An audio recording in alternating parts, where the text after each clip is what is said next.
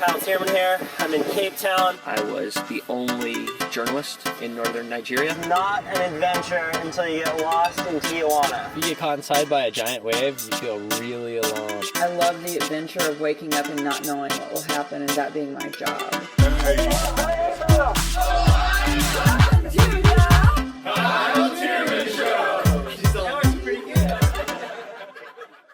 Kiana, so good to see you. So good to be here. Happy Uh, we get to do this. yes, I know, a long time coming. hmm So we're going to talk about sex, and I am curious, have you always been comfortable talking about sex? Mm, I think always would apply to my teen years and later. I was raised super Christian. I'm a pastor's daughter, in fact. And so I think my curiosity peaked in my teen years because we left the church. And Hmm. so it was suddenly like puberty, boys, and no more church. And that kind of like opening into this realm that I'd never really explored. I got very comfortable very fast talking about it. Okay. Yeah. Did the whole family leave the church Yeah. around that time? Yeah. Was there a crux moment that caused that, and then did it was then after that did the whole family just start talking about sex suddenly because you could? Absolutely not. Nope. How did that work? No, my mom and dad got a divorce. Mm, And at the same time, the church I spent 12 years in really like blew up. It stopped being a thing. And my dad definitely did not start talking about sex. My dad has stayed very much in like the Christian church realms. My mom started dating pretty soon after, and so she and they got married. She didn't have a lot of sex before marriage, let's say.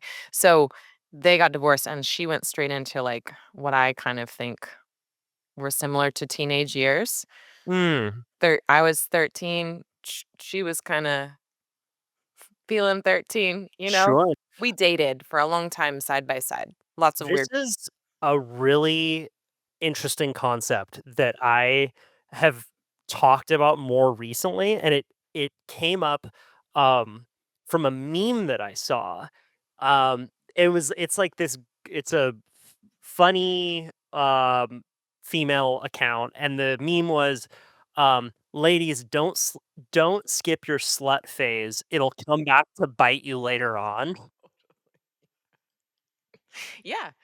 I mean, I don't know if I ever had a slut phase, even though I do the work I do. But I certainly think that people who, even if we didn't call it a slut phase, a phase of freedom and exploration of what's true in your sexuality and what's true in relationship, even people who are long-term monogamous, serial monogamous, like they'll experience the same thing where there's little like, oh, I wonder. So my mom Mm, definitely had that experience of like sure. been married 20 years, only man she'd been with. So Yeah. that's dated Yeah, a lot of weirdos.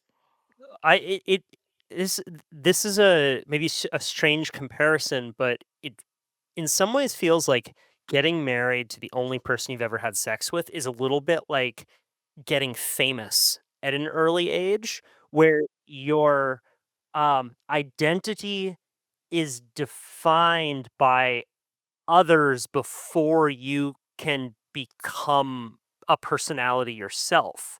Like getting as a kid to explore who you are, do weird things, try out different hobbies before the world says, "Hey, you're famous. You're this actor. We're going to hold you," because we kind of are who other people perceive us to be, right?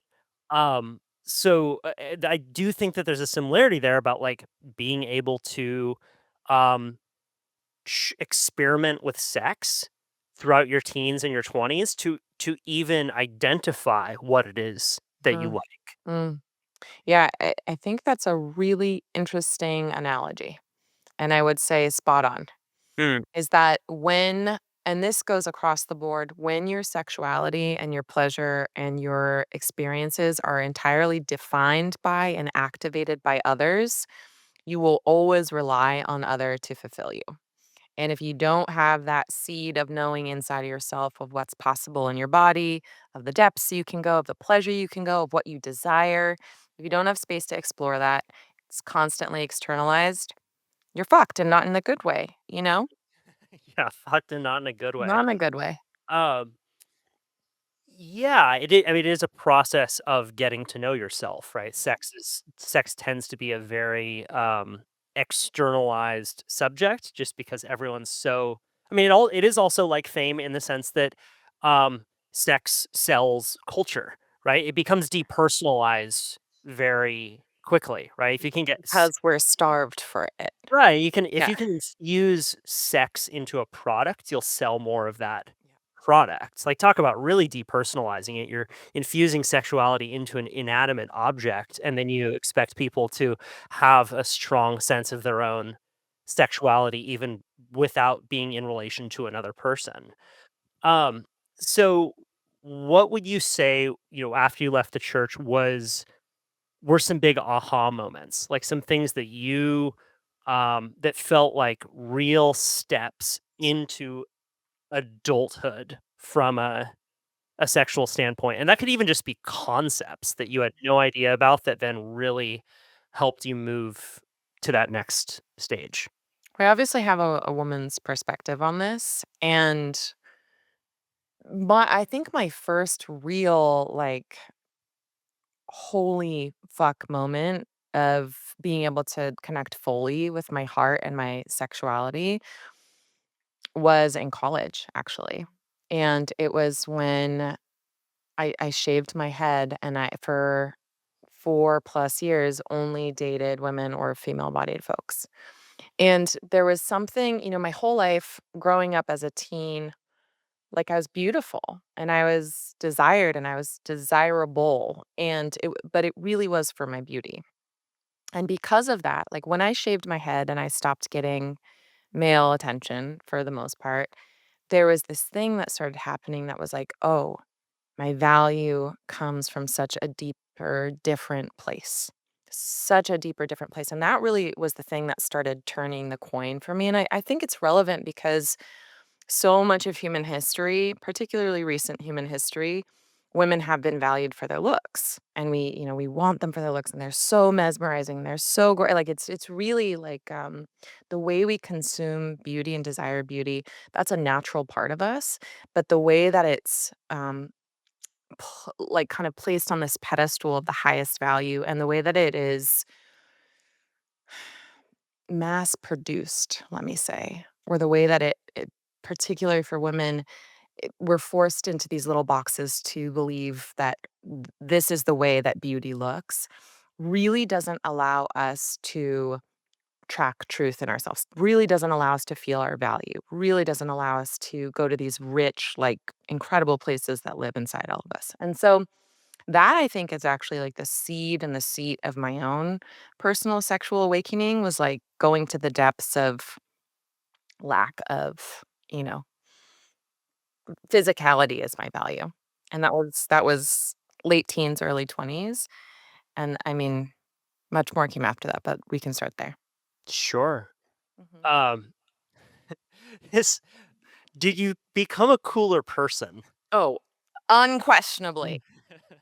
Did Unquestionably. And I learned so much about sex by having sex with women. mm, I really like can't overstate that enough. If you can learn to have lesbian sex regardless of your body, like learn how to have real lesbian sex. hmm, d yeah. Well, I wanna like, I f I wanna get your perspective on this because I obviously don't have it, but, like, going back to the fame analogy, being super hot young is a form of fame. Like, you are a child actor getting that level of praise, and you have more power than you should, right? So you don't need to develop your personality or your humor or your intellect or your interest. And then, I mean, it's a rough ride once you hit your 30s and you start to feel it receding away from you. But unfortunately, for a lot of younger women, they just didn't have to develop that kind of stuff. So, No. Or they developed it and they didn't know how to share it, or they didn't Mm, know, like in my case, those things mattered so much to me, but I did not know how to translate that into relationship. I did not feel safe sharing how I felt. Like it really was like look good or die, you yeah, know? for Yeah. sure. Yeah. What then led to you shaving your head and going on this lesbian exploration? Oh, so funny. I fell in love with a woman. And I didn't realize, like, had never really, I grew up in Santa Barbara, pretty white, wealthy town, not a lot of queer folks. And I knew I was always curious, but I never had the experience of meeting a woman and being like, oh, I could like love you. I like desire you. And so in college, Santa Cruz, a lot of queer folks in Santa Cruz. So I totally was exposed to an entirely different flavor of woman and queer that woke something up in me. I got high one night. This is how it happened. Got high one night, invited my friend. Her name was Aurora. I invited Aurora over, and we were doing little stick and pokes on each other. And I looked at her while I was stick and poking her, and I was like, "Oh my god, I don't just like you. I want you." Like it was like this really huge wave of realization that then took many weeks for me to be like, and then I didn't feel gay enough. I was like, oh, I'm a straight girl. Like I've never been with a woman. My hair's long. She's not gonna know I like her. Like I didn't know how to like translate that I was interested to her. And so I cut my hair like to here as a start and broke up with my boyfriend and then like flirted my way in a party with her and then we ended up being together for a year and a half. And it was early on in that relationship that I shaved my head because, and this was another interesting like identity reflected on the outside, right? These like symbolic cues we're giving all the time, which like I didn't feel like I looked gay enough. At the time, I was like, "I am a lesbian." I never knew this, but, like, I am a lesbian, and so shaving the head, I was wearing the flannels, I let all my hair grow out, and it was a real, like, a whole different world expressing myself in that way. Sure. Um, and what during that period did you learn that you don't think you would have learned just having uh been straight as an arrow? Yeah, I think that there's this, like we have bad sex education, like, Mhm. across the board. In the US, you live in the Western realms, sex education has been super suppressed, non-existent. Because of our inherited religious, puritanical, yada yada. So like no one had good sex education outside of like don't get pregnant, avoid STDs. And so as teenagers, you're horny as fuck. You're looking at each other. Everyone's like trying to figure out what to do with their bodies, where the boundaries are, what actually to do. And your only resource is porn. And in the kind of heterosexual realms, what you see is this very linear model of sex that's based on the male body, which is that he gets turned on, I get turned on, he comes, we finish. Maybe I'll have an orgasm in there. And so this linear kind of like peak and arc of sex is the only thing I think most heterosexual teens know, a lot of like most heterosexual people know, honestly. And when you take it's not that it's about the penis, but when you take the penis out and you take the goal of penetrative sex out and you let it be this emergent experience where it's not moving towards the goal of ejaculation. It's not moving towards the goal of everyone climaxing and then done. What you get is a lot of variety, a lot of variation, a lot of orgasms, and it doesn't have to end.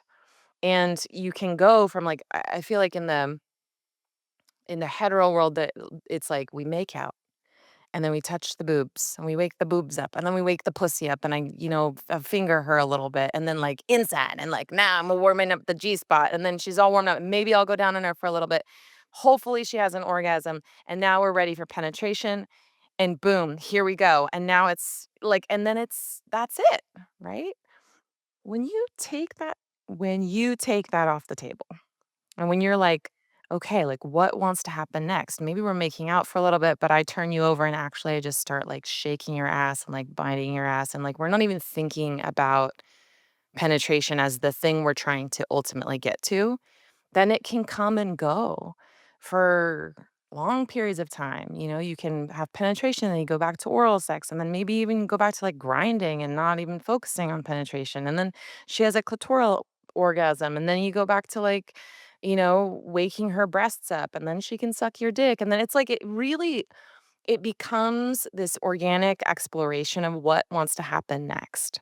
And I think goal-oriented sex, I wish everyone could unlearn that, and that was my comment around, like, learn how to have lesbian sex because it's non-goal oriented most of the Mm. time. Yeah. I mean, we have a very goal-oriented society Yeah, generally, we right? do. We It's do. always look forward to the next thing, conquer that next goal, and kinda confine it and get there as quickly as possible. And it's really, it's a society that more and more with AI, like, what is AI fundamentally? It's efficiency. Like, it is allowing you to get there faster.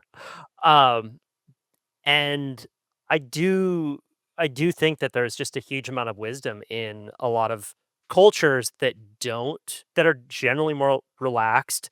Generally, it's more tropical cultures. Generally, like, they are just less stressed out and live longer. Um, and it's funny to me how much that efficiency, consciously or unconsciously, does have a sneaky way to make its way into the bedroom. Always. Yeah, like, what are we doing here? If there's no end goal, like, how long am I gonna be here? Right. Yeah. How did it feel, uh, so going through the lesbian Santa Cruz college phase? It lasted by the way, after, like, 10 years later, I had a whole other very long relationship with a woman. So, it was, like, a chunk of my life, and then I was with men for many years, had children, then with a woman for a long time, then very single for a long time, and Mm. then got married to our dear friend and my husband. Yes, yes. Chose well, chose well. Yeah. What was it s conventional society loves bisexual women. Like, that is the peak, right? For it's like, "Ah, she's into me and she's into other girls." Like, what was it like for so in a sense, like, it felt like you were rejecting this, conventional status that you had attained as, young, hot, but in a way, you're also, like, raising the status in that, like, did you grapple with that at all? Did you get more attention from guys No, during the college years? no, because when I was young, bisexuality wasn't cool yet. Like, I remember someone in high school was like, "Oh, like, you are bisexual." It was like a rumor, and I was like, "Whoa." So offended. I was so offended. 'Cause looking back on it, I used to make out with all my best friends all the time for fun at parties, so that should have been an indicator. Um, no, but I don't think I ever, like, stood in the, like, bisexuality is cool part of things. I have often said I feel, like, 100% gay and 100% straight, and, like, it's not like I live in the middle of that, which is, like, a little here and a little there. It's, like, hardcore on both ends. Um, and I mean, to be kind of, like, direct about it, I think the bisexual fantasy again is it's another like co-opting of like, oh, that'll be really like interesting for me to be a part of, so it's the way we like want to consume it versus what it what it really is. Probably the women I'm interested in, my husband wouldn't be interested in, most likely, you know? And I think that's true for most bisexuals is it's like it's not like the porn fantasy that we all imagine it might. Yeah, right, right, that's what I'm talking about, 2 right? It's like ladies and a dude and it's more for you, like, no. yes, Yeah. yes, and I think it's interesting that you said that you were early to that, right? Like, when you it's like being into techno in the '90s, right? Like, it's only a little too man, if I would've gotten there 15 years later, but I mean, now, like, there is, I think, a pressure for straight women in college, in certain colleges, very much liberal colleges, to be bisexual, to be queer. I mean, if you just look at the stats, and as well as like people who I know who are a little younger than me, it's like there's a pressure, and has been a pressure, to not just be straight, that is very much coming to vogue over the past 5 or so years. Mhm. It's interesting. I mean, society, we always do this. We're like, well, this is not right, and so we had this beautiful kind of like big uprising and appreciation for queer folks, queer community, trans folks. Now we're in the massive backlash of, all of that acceptance and expansion. And a lot of young people are exploring these uh, non kind of like societal normalized ways of existing within their sexuality, which I think is cool and also like will correct again. Well, we might go far over here and then everyone's gonna be like, oh, actually maybe we're a little more in the middle on all of this than we thought we were, but we just had to explore it collectively, Sure. what feels true. I want to say one thing about this like bisexual fantasy because I do think people who have access to fully like the fullness of their desire for humans regardless of gender, regardless of, any kind of like normative way we perceive it, have access to their sexuality in a way that most people like find really exciting, inspiring, like so I think part of like the bisexuality mystique or like, oh wow, is that there's a fullness being owned in the sexuality that most people don't feel permission to own in themselves. Sure. Yeah. Yeah. I always love a surfer who can also skateboard. There you go. Have you always been um so confident in talking openly about this? And I'm actually going to take it maybe even a step behind sex and just into confidence generally. You, from the moment I met you, just struck me as a very confident person. Do you have a sense of where that came from, or how you developed it? Childhood survival strategies. I'm a big sister, and I think I was born bossing everyone around, honestly. And not that they necessarily coexist, but like I think I was born knowing what I want, born like knowing what I thought, and it can come off as confidence. It can also be just very bossy behavior, as Chris will attest to. Hmm. Mhm. What how have you had to learn to manage that confidence slash bossiness? This is actually a point that Chris and I were talking about yesterday, that like your superpower is usually also your Totally. shadow. Yeah. So how has that come across, both from how has it served you, and then how has it also been something that you've had to deal with? Yeah. The shadow of it is I think I'm always right. I'm willing to not be right, and I actually appreciate when I'm not right. But the shadow of it is I really like I trust what I feel, I trust what I think, I trust what I want, and so it can not create space for other people's truths, needs, realities.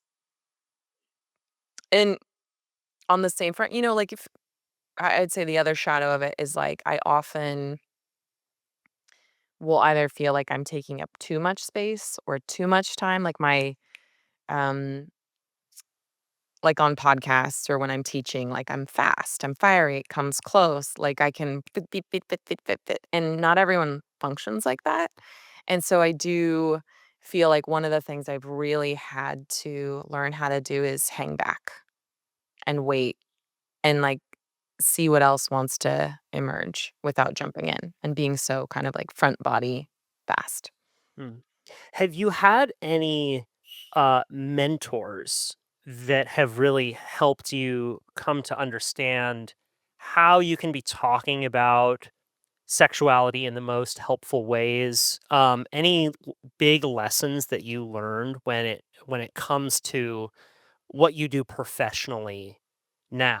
I mean, I taking my own career as a writer, like I would be nowhere if it weren't for a few editors early on who I was able to give these shitty drafts to, and they just destroyed them with these murderous red lines. And there was a real sense of like going through the fire. And like, I have one editor who's just a fucking tiger. Her name's Elizabeth, who said, she was an editor at local newspaper. Then, she's written all over the place. She's like, the amount of writers that will send me a pitch or an article that they've written that they want to be submitted into the magazine, and then I will edit the article, I'll send it back to them with all these red lines through it, all these notes, and I'll never hear from them again, is more common than not.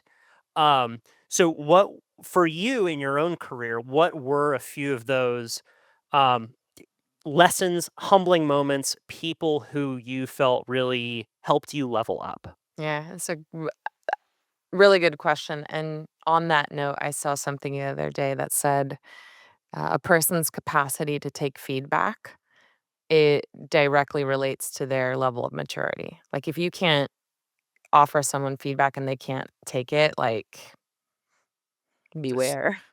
it's for Um, sure. Well, you're not gonna get any better. So the mhm. question is, do you wanna pretend to be Yeah. really good at it, or do you wanna actually be good at it?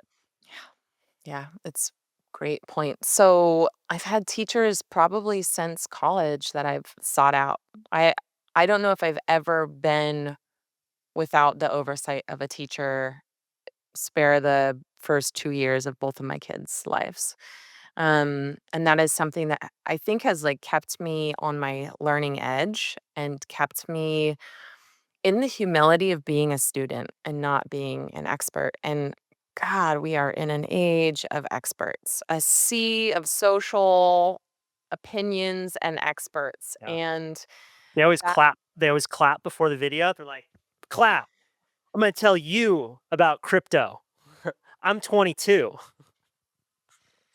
everyone wants out of this crazy system. So everyone's trying to make money doing something that, they believe they're providing value on, but also like the ego involved in calling yourself an expert is hilarious.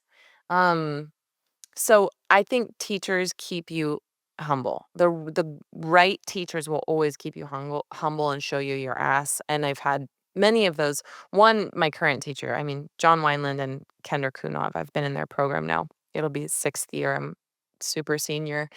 Um, but the core tenet of their teacher training program is ruthless feedback. You teach in front of the room, and everyone in that room scores you, tells you what you could have done better, tells you what they wanted more of, and then often you'll have to teach it again right then after receiving like hardcore, sometimes life shredding feedback. Someone's like, you went too fast. I didn't like your voice. You didn't take any breaths. And you're like, fuck, I'm like that all the time. And I didn't even know it. Um, and then I've had other teachers, particularly around the world of sex, that I think your question was originally about, which was Kimberly Ann Johnson and Ellen Heed and Deejan Uma of the Institute of Somatic Sexology. All of them teach with the perspective of inclusivity and the understanding that sex is directly influenced, our access to pleasure and safety sexually directly impacted by our nervous system. And so when I teach, I really try to embody that quality of like safety and inclusivity because most people grew up with a lot of sexual shame. We learned to masturbate like hiding in quiet closets and bathrooms. A lot of men, really, and um, this tension around sexual desire, sexual needs, and sexual exploration.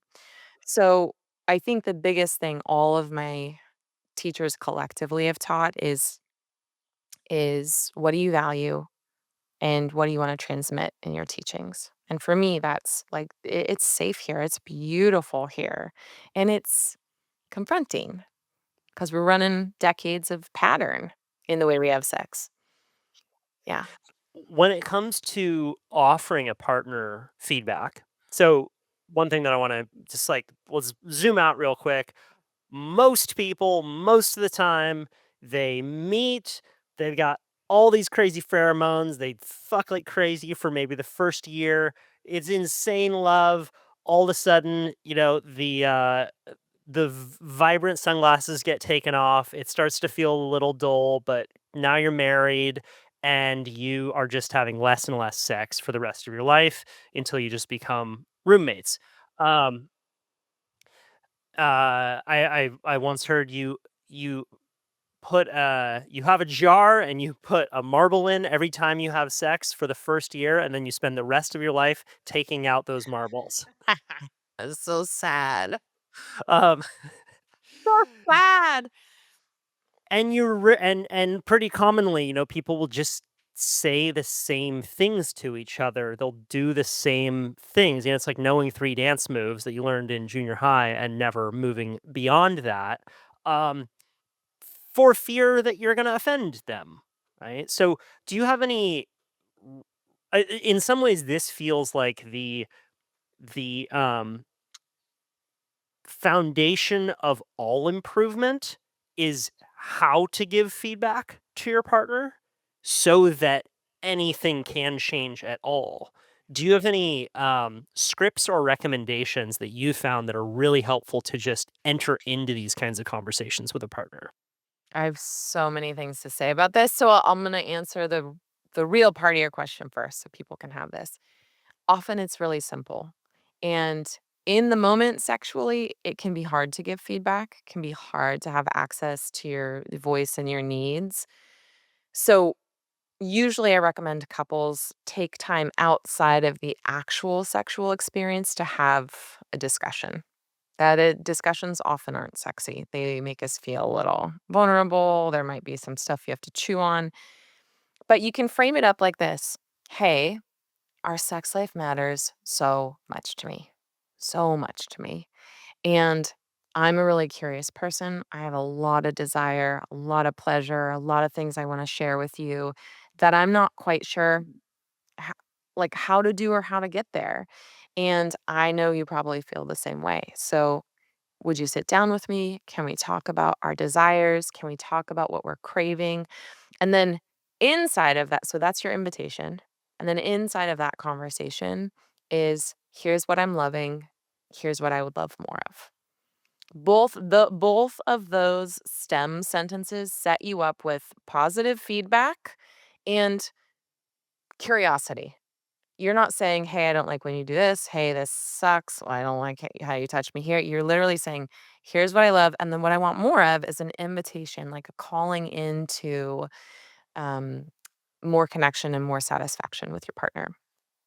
So that said, most people, because we're all basically like in junior high or high school as it relates to our sexual skills with each other, no formal education, no, like, other than experience, much of it drunken or, you know, some kind of high. And then we go into these long term relationships where we start doing the same thing over and over, eventually, sometimes get married. So, our relying on hormones and our self led explorations is stunting. If you want to experience really deep, lifelong, passionate, dynamic sexuality, you need to go into containers where there are people who have been doing this type of exploration for a very long time to hold you. Most often, a lot of people will turn to like lingerie or toys or like watch porn together. And all of that is fun and nice.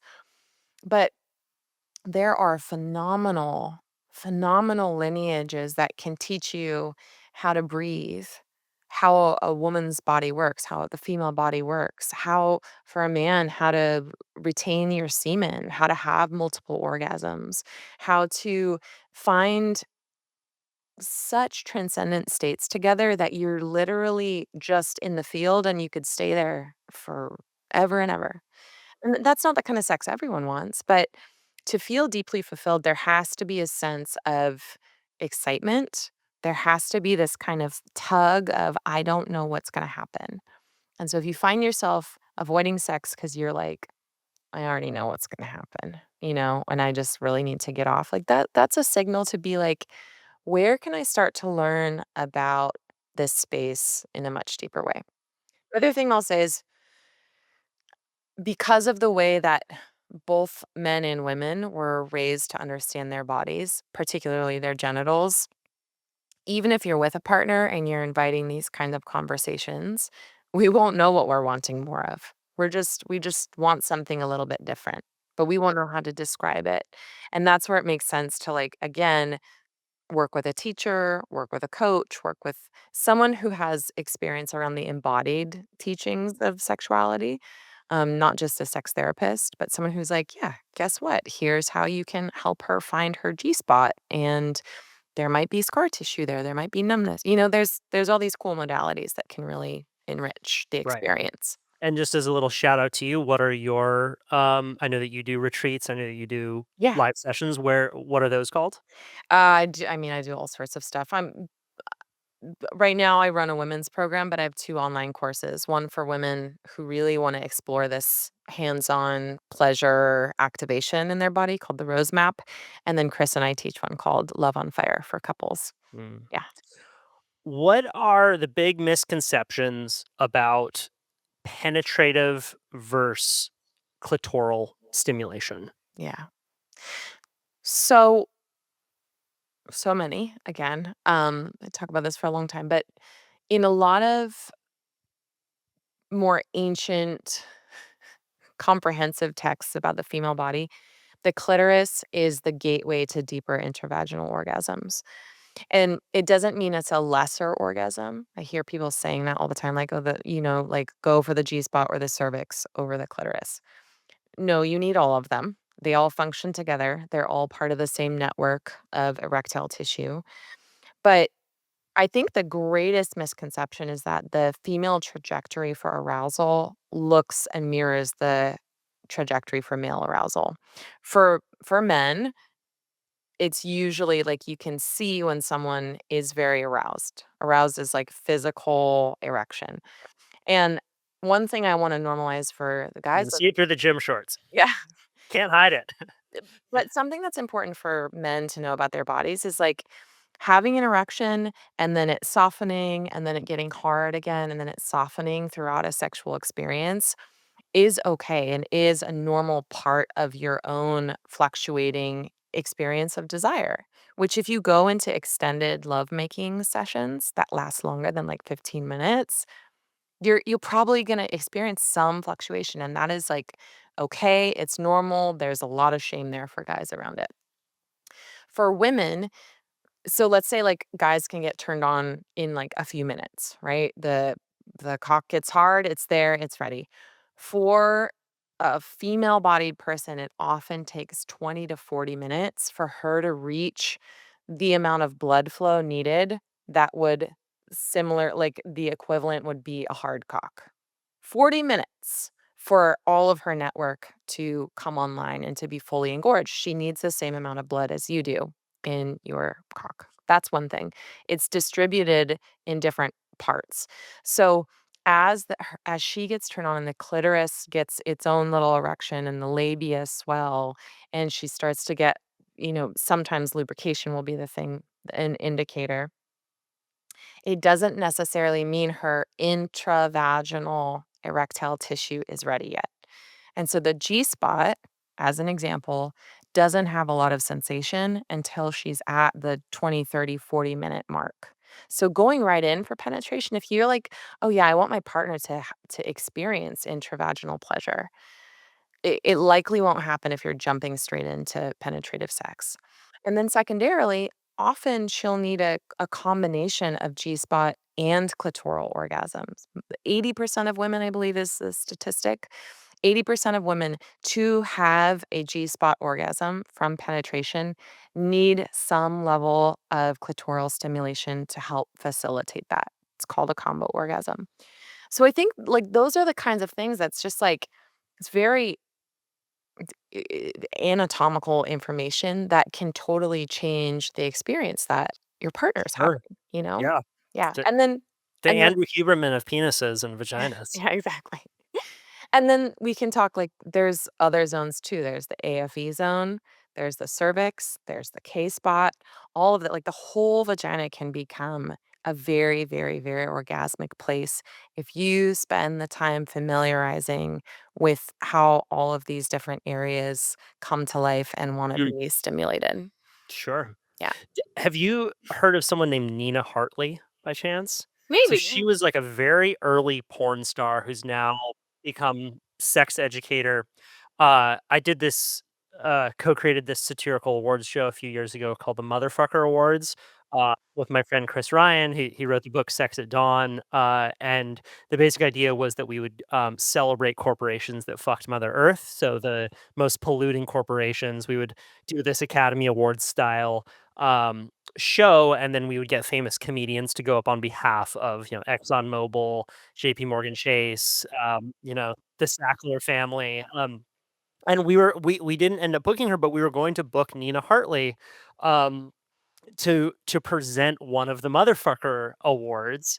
And while we were looking her up, there's actually a video on Pornhub where Nina Hartley is teaching cunnilingus.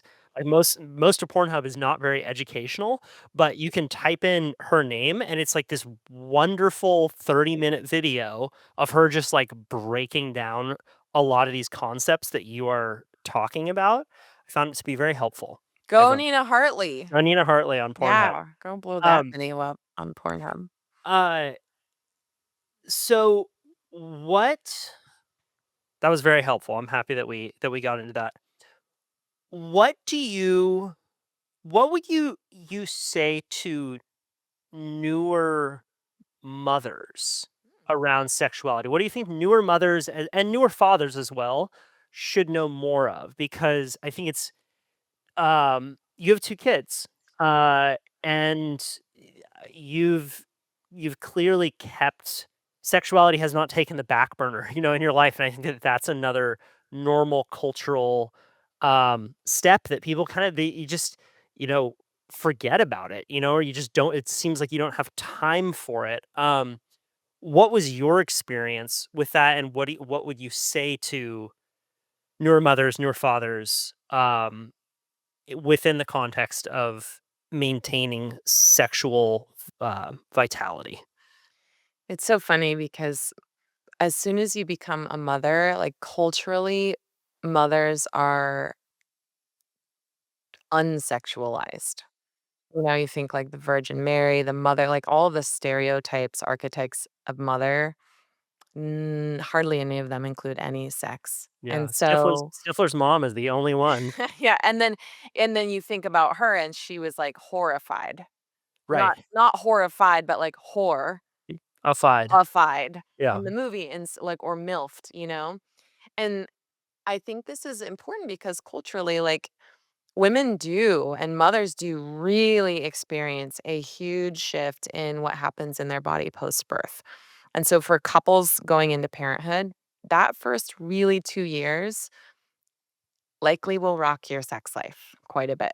The first 6 months post birth, there's so much recovery in the tissues, whether it was a vaginal birth or a C section, like, it doesn't matter. There's a lot of recovery is happening in her body. So there's kind of this pressure and this myth that you can have sex after 6 weeks. And there's another pressure myth layered on top of that, which is that if you don't sexually please your man, he'll go find it somewhere else. And I see those two things interconnected and interlock in a really hard way for new moms when they're already giving so much. I mean, they gestated for 10 months, gave birth, maybe have stitches either intravaginally or across their abdomen. Everything has changed. They're likely producing breast milk, and if they're breastfeeding, their prolactin is super high, which means all of their sex hormones that normally make them feel desirous and horny are in the toilet. Like, they're not producing in the same way. And yet there's this sexual pressure and expectation that she's supposed to jump right back into it. And there can be this like frustration at each other of this unspoken demand where I would love for couples just to be like, okay, we're probably going to go through 6 months, maybe a year where we're not going to really have the sex life we had before this. Might be 2 years. When I breastfed, my sex drive was bye-bye. gone. Like I was fully responsive desire, which means it took me a while to warm up before my mind wanted to have anything to do with sex. Um, so the value of both people in the relationship knowing that and saying, I was just talking to my friend about this a few weeks ago. I was like, just tell him, like, masturbate as much as he wants. There's this weird thing that happens for women that they think, like, if their partner is watching porn or if they're masturbating, then it means there's something wrong with them. We take it personally, right? That is false. That is not true. Porn addiction is real. I'm not talking about that. I'm talking about, like, if your husband or your partner has a sexual need that you can't fulfill in that moment because you're worn out, like, giving him a back rub while he touches his own body and experiences pleasure, and you being the permission for that, and you being like a loving, "Fuck yes, I want you to feel good," freedom for him, that is that's everything. Like, that level of permission to feel good and stay connected through through varying sexual needs is really important. So that would be my 2 cents. That's great. That's more than 2 cents, and that's very useful to know. I mean, even um, just setting the expectation, right? Like going into a breathwork session and saying, "Hey, you might feel some tingles. You might feel, just um, so much of pain, discomfort in life comes from not having the correct expectations about how it's going to feel, right? If you think about, like, if you didn't know a workout was supposed to feel hard, you'd think you were dying. Totally. You'd be like, "When is this gonna end?" Yeah, but we experience it as pleasure, right? Because we have the expectation that You it's like, do. "Oh, it's a good burn." Yeah. You do. I don't. Oh, uh, that's really useful. That's really useful to know. What do you wish more men knew about, female cycles? Mm, that's a fun question. Well, I'm sure most of you guys know this by now, but maybe you don't, which is that there's 4 parts of the cycle. It's not just like she's on her period, she's off her period, and there's a little Let me other see if way I can do in the this. middle. Luteal, Yeah. follicular, Yeah. menstrual, ovulatory. There you go. Yeah. Ugh. Yeah, you got it. Okay, Ugh, so first I got a thing. girlfriend who makes sure I know this stuff. In the Yes. Flow with Eliza Vita. She's made me, listen to that book on audiobook. I'm like, "All right." Well, I mean, the big one is, like, having that has really, helped her is having more calories Mhm. leading up to her period. Mhm. Like, I didn't know that. I think a lot of women don't know that, uh, uh, there is a big relationship between PMS and not having enough calories during that time in the phase, which is like, why doesn't everyone know this? Yeah. That's insane. Yes. Tell women to eat more. Yeah. Interesting idea. Meanwhile, they're, like, fasting and cold plunging right before their periods. Yeah, and then like, you're supposed to be warm. You're supposed to be wearing socks. You're supposed to be, like, staying warm, eating ginger, juicing yourself up with warmth is a whole other thing. But I think you said something really interesting, which is that you're you're aware of her cycle, but do you track her cycle? Are you, like, invited to her period on your calendar every month?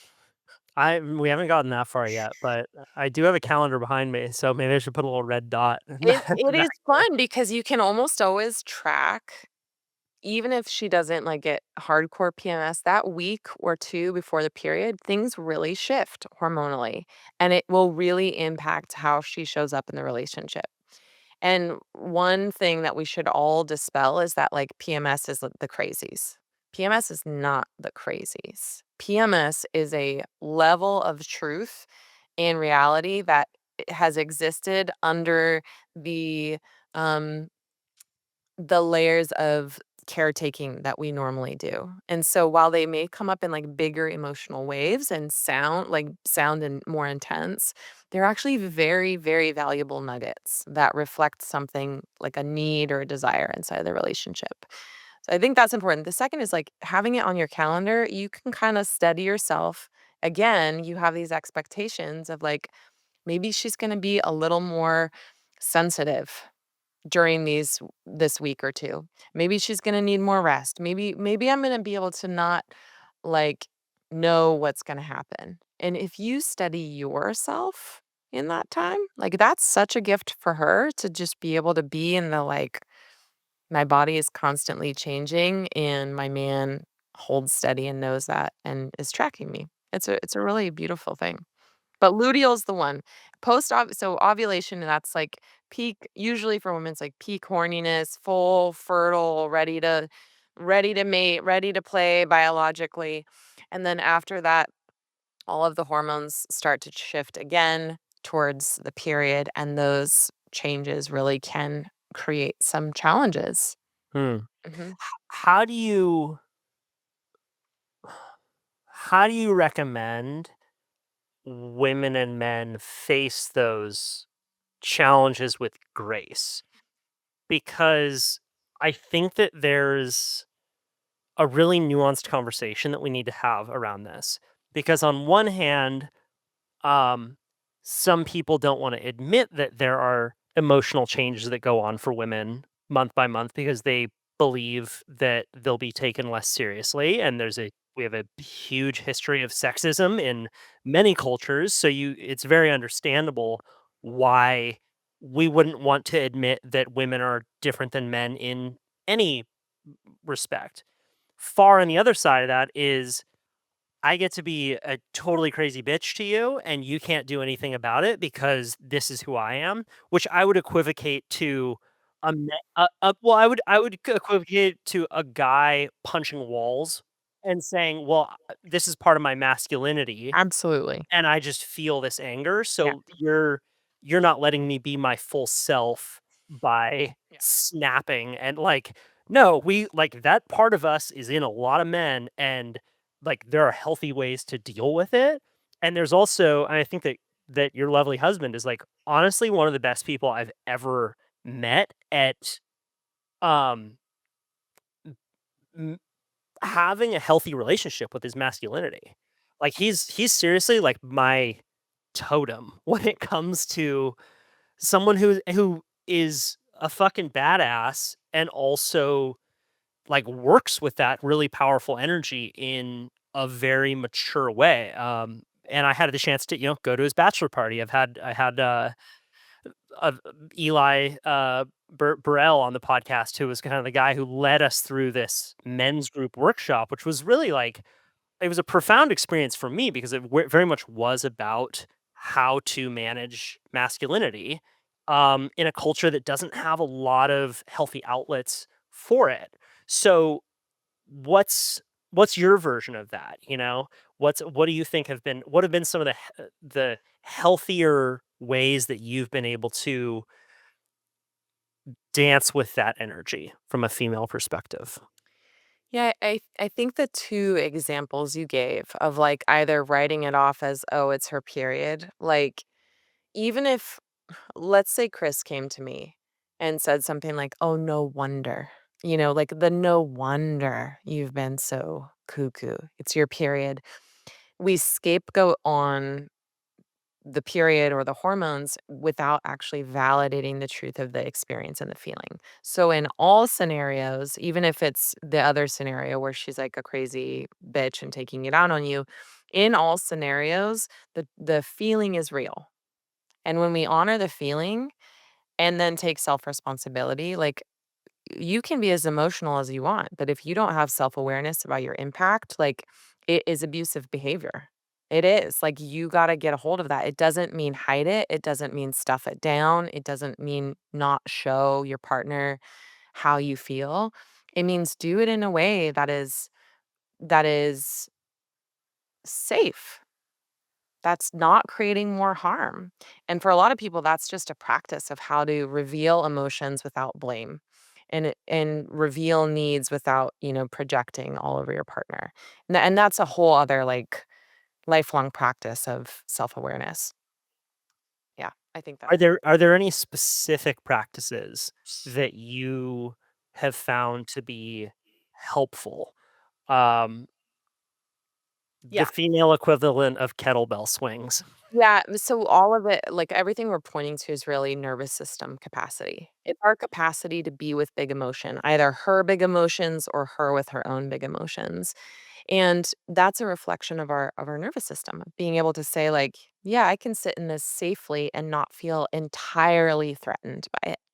So I mean, huge fan of somatic experiencing, NARM therapy, any like somatic therapist that can help your nervous system have a lot more resilience and spaciousness, not to react. Like that is the personal responsibility. Outside of that, meditation, breath work, embodiment practices, things that will help you access your feelings and not just like blow up every time you because you're holding them the rest of the month. Like, really being in relationship with them every day is very valuable. I've had a few people on this podcast where the subject has primarily been sex. You know, they've either been sex therapists or writers, and it's remarkable how often the conversation gets back to meditation. What is your meditation practice looked like? What does it look like now, and how have you developed it?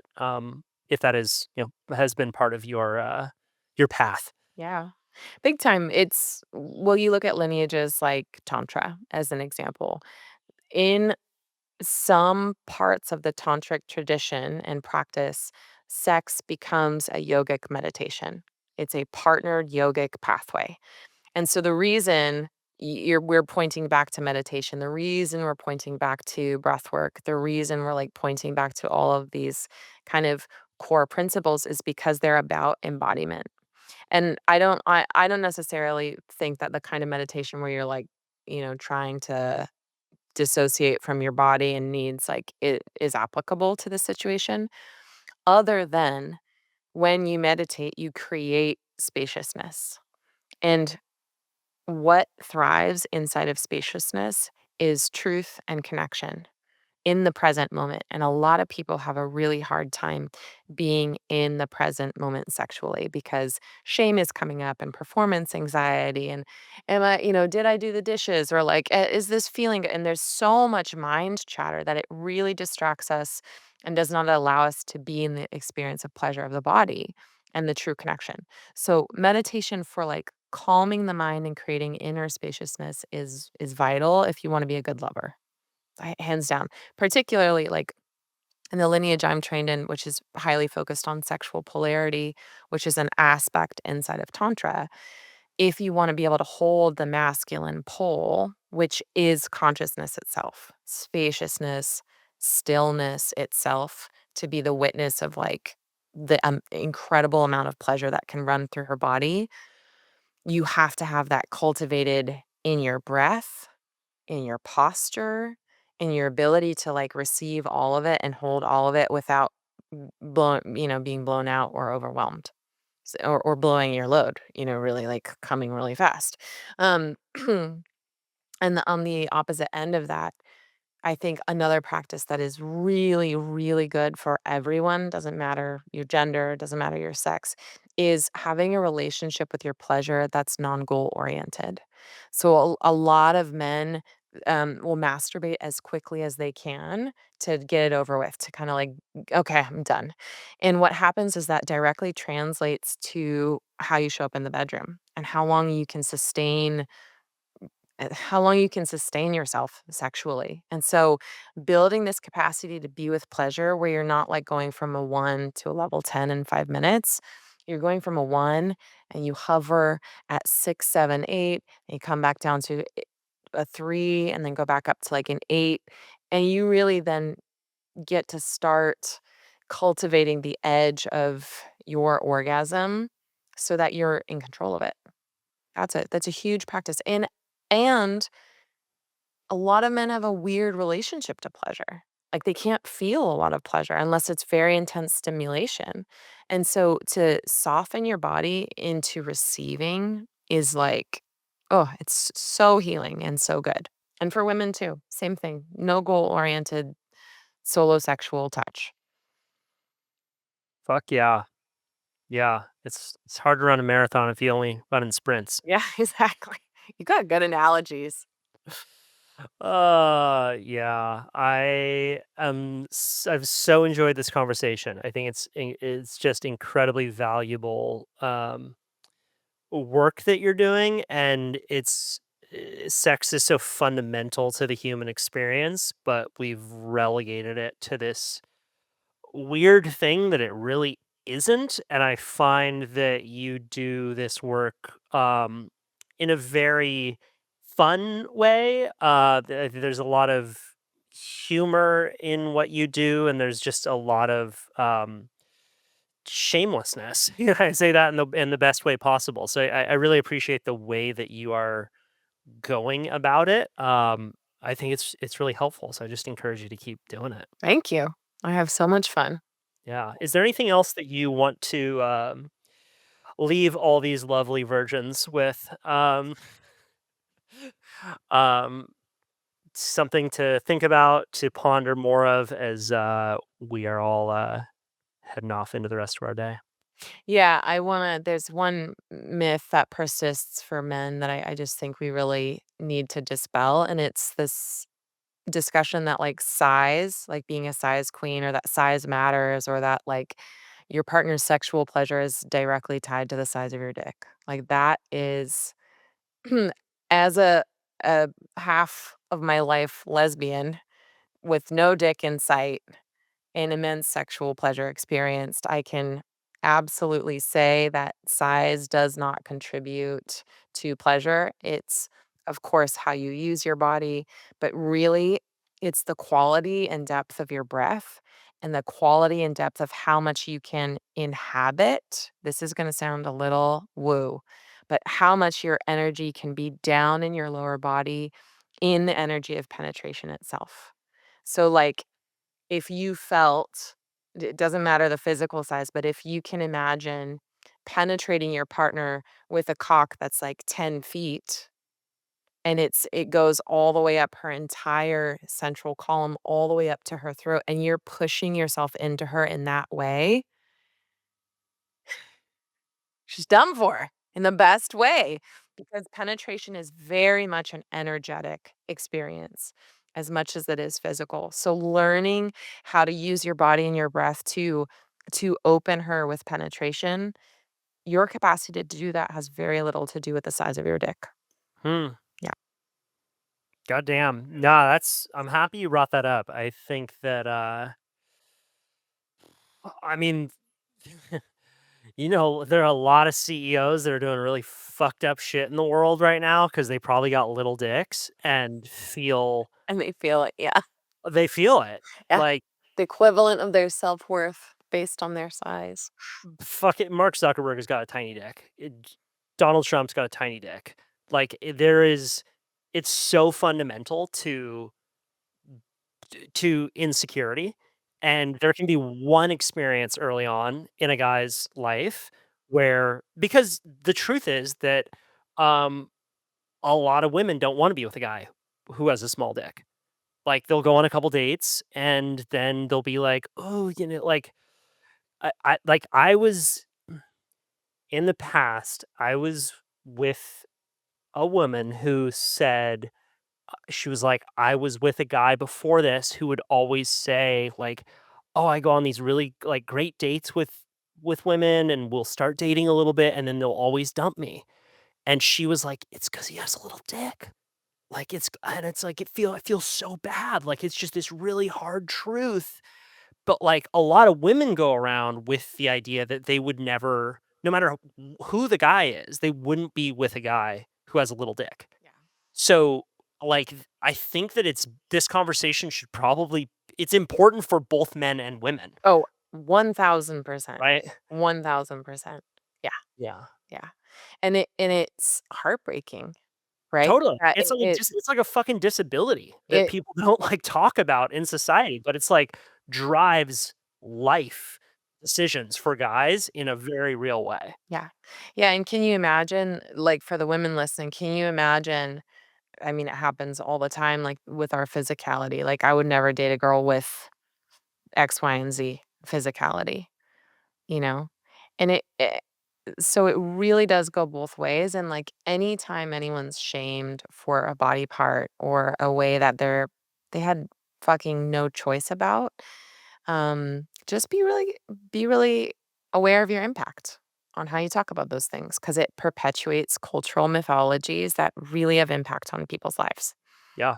Yeah. Yeah, and to know also that there's a vast world of deepening sexuality beyond just getting it on and what we see in porn that can lead to tremendously deep levels of consciousness that typically are not available and have nothing to do with Yeah. body parts. Yeah, and I'll leave it with this, and I don't necessarily wanna tell this story, but I'm going to because of what we're talking about, which is that, like, I've gotten to the place in my own sexual practice that I can have full body orgasms with 0 touch and 0 penetration in partnered practice.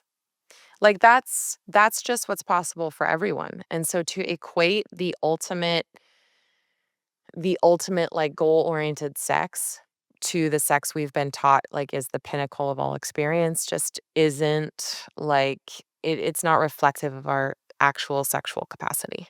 Mm. Yeah. Kiana, where can people continue to follow you and learn more about the work that you do? My website is kianareeves.com, and Instagram is where I do a lot of my teaching, so you can find me at kiana.reeves. Mm. Not Keanu Reeves, who also lives in Ojai. He does? You didn't know this? Oh my god, no, he does. Yeah. Yeah. I've been You're waiting gonna run I've into been I've Keanu been Reeves waiting my sometime whole soon. life to meet You're him. gonna run into him, and you need to. When did he move here? I gotta see him. I mean, I've heard this. I've never like seen him there, so I can't confirm it. But I hope that you meet Keanu Reeves sometime, and you both do a Matrix layback to each other. Keanu, if you're listening to this, I've been waiting to meet you my whole life. Mhm. That's gonna happen. I can feel it with this podcast. Be so Keanu, good. get in touch. Get DM in her. touch. All right. This was so much fun. Thank It you was so very fun. much. Yeah, thank you. Bye. Bye.